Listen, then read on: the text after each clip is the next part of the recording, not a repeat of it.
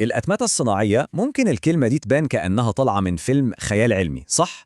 لكن في الحقيقة هي دي القوة الخفية اللي بتشكل عالمنا كل يوم، وبطرق يمكن ما نتخيلهاش. خلونا نشوف إزاي. بصوا على المشهد ده مش مجرد مصنع عربيات، دي سيمفونية متكاملة من الدقة والقوة. آلاف الروبوتات بتتحرك في تناغم تام، كل حركة محسوبة بالملي. هو ده بالظبط شكل قوة الأتمتة لما نشوفها على نطاق واسع. وهنا يجي السؤال الأهم: إزاي بيتم تنظيم الرقصة الصناعية المعقدة دي؟ يعني إيه هي القوة اللي ورا الكواليس اللي بتخلي كل الآلات دي تشتغل مع بعض بالكفاءة المذهلة دي؟ ده اللي هنكتشفه سوا في الشرح ده. طيب خلونا نبدأ من الأساس. قبل ما نشوف بتشتغل إزاي، لازم نفهم الأول يعني إيه أتمتة صناعية أصلاً. ببساطة شديدة، الأتمتة الصناعية هي العقل والعضلات للمصانع الحديثة. يعني هي التكنولوجيا اللي بتجمع بين الأنظمة الميكانيكية زي الأذرع الروبوتية دي والإلكترونيات والكمبيوتر عشان تخلص الشغل.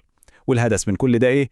إنها تحل محل المجهود البشري في المهام الصعبة والمتكررة، وبالتالي الدقة والسرعة يزيدوا بشكل خيالي. أي نظام مؤتمت في الدنيا مهما كان معقد نقدر نفصصه لثلاث عناصر أساسية. أول حاجة الطاقة، ودي البنزين اللي بيحرك كل حاجة. تاني حاجة برنامج التعليمات، وده يعتبر العقل اللي بيقول للآلة تعمل إيه وإمتى. وآخر حاجة نظام التحكم، وده الجهاز العصبي اللي بينفذ الأوامر دي بدقة رهيبة.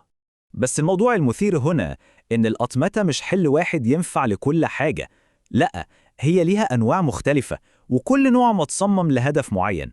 خلونا نتعرف على الثلاث أنواع الرئيسية دي. نبدأ بالنوع الأول، الأتمتة الثابتة. وزي ما الاسم بيقول، هي ثابتة، يعني متصممة عشان تعمل مهمة واحدة بس، مهمة محددة جدا ومتتغيرش أبدا. أحسن مثال على ده هو خط تعبئة أزايز المشروبات. الآلات هنا مبرمجة على حاجة واحدة بس: تملى الإزازة، تقفلها، وتحط عليها الليبل، وتفضل تكرر العملية دي ملايين المرات. طبعا هي سريعة جدا وفعالة بشكل لا يصدق في المهمة دي بالذات. فالمعادلة هنا واضحة. الأتمتة الثابتة ممتازة للإنتاج بكميات ضخمة، معدل الإنتاج بيكون عالي جدا وتكلفة القطعة الواحدة قليلة قوي. لكن في جانب سلبي كبير، هي مش مرنة خالص. يعني لو تصميم المنتج اتغير ولو تغيير بسيط ممكن نحتاج نغير خط الإنتاج كله، وده استثمار ضخم جدا. تمام، نيجي بقى للنوع الثاني اللي بيحل مشكلة المرونة دي، الأتمتة القابلة للبرمجة. الأنظمة دي مصممة عشان تنتج مجموعات أو دفعات من منتجات مختلفة. آلات CNC هي المثال المثالي هنا. ممكن نتخيلها كأنها نحات آلي فائق الدقة، نقدر نغير البرنامج بتاعها عشان تقطع وتشكل أجزاء مختلفة تماما. يعني النهاردة ممكن تكون بتصنع قطعة لموتور عربية، وبكرة تصنع قطعة لموبايل، كل ده بنفس الماكينة بس ببرنامج مختلف. وهنا طبعا الميزة الكبيرة هي المرونة في إنتاج منتجات متنوعة. لكن زي ما بنقول، كل حاجة وليها تمن. تكلفة المعدات دي عالية، والأهم من كده إن في وقت إنتاج بيضيع كل مرة بنغير فيها الإعدادات عشان نبدأ دفعة إنتاج جديدة. وده بيوصلنا للنوع الثالث والأكثر تطوراً، الأتمتة المرنة. ودي بقى اللي بتحاول تاخد أحسن حاجة من النوعين اللي فاتوا: السرعة من الأتمتة الثابتة، والمرونة من القابلة للبرمجة. لو نرجع لمصنع العربيات اللي شفناه في الأول، ده مثال حي على الأتمتة المرنة في أروع صورها. الخط ده يقدر يجمع عربية سيدان، ووراها على طول عربية دفع رباعي، وبعدها عربية رياضية، كل ده بتغييرات بسيطة وفورية في البرمجة.